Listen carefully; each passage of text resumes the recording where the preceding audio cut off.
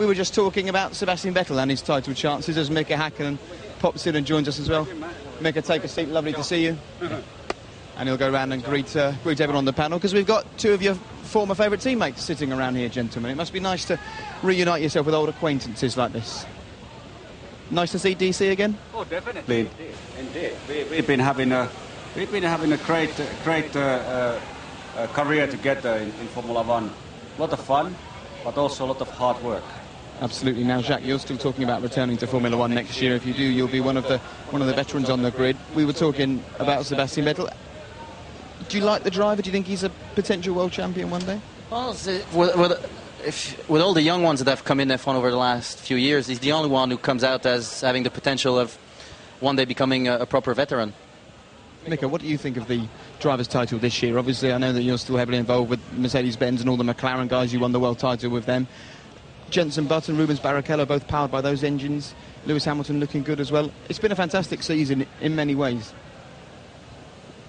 Well, it has been an absolutely fantastic season, and it's been incredible, actually. You know, there has been so many different winners, different teams, cars has been winning. The challenge is extremely high, and but this weekend again was very special, in my opinion. Fantastic work from McLaren.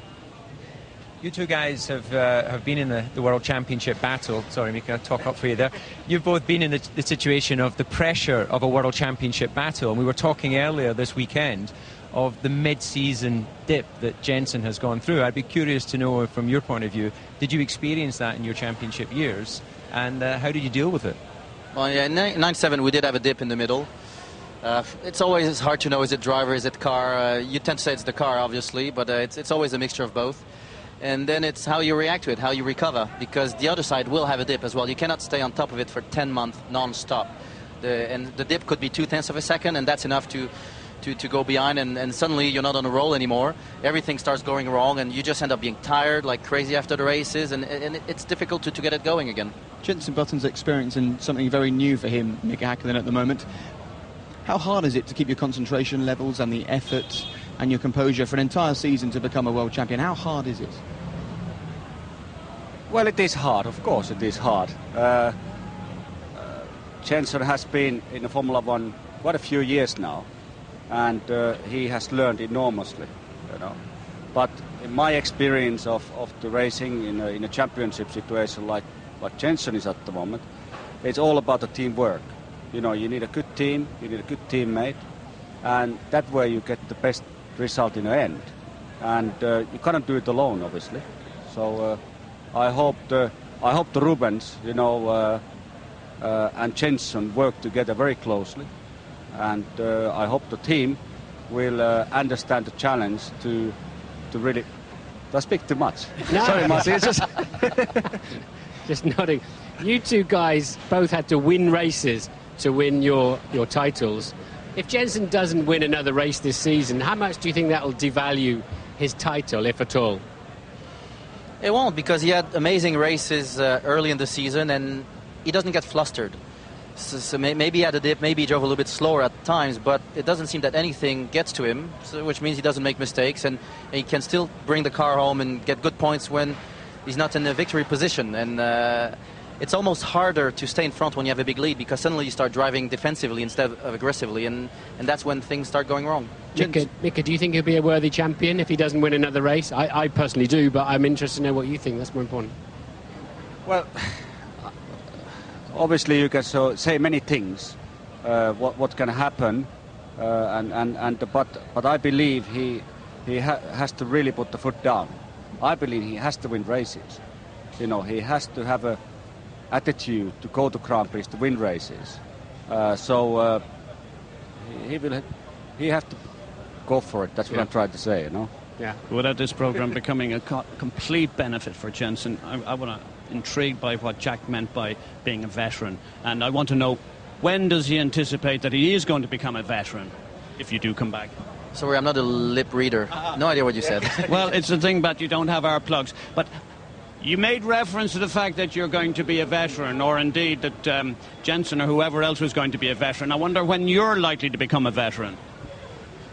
I guess with the day that you've decided it's not your place to be there anymore, then then you're not as hungry. You don't want to take the risks.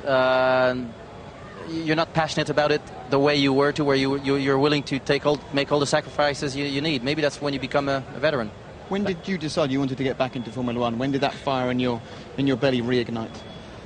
Well, it started early in the season. I was talking with Jacques Villeneuve, who was the engineer I almost had forever in Formula One, and he was telling me how those cars would be fun to drive for me, how the new rules would suit the way I used to work. And you're still a young man. And I'm still a young man anyway. So it got me going a little bit, and the cars look amazing to drive.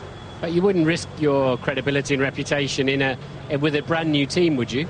At the back of the field, maybe? Well, I've done that once, and it took longer than expected for the team to be successful, but it did become successful. You don't risk your reputation on a one-year program. If you go with a new team, it has to be long enough that you actually can work on it and reap the fruit.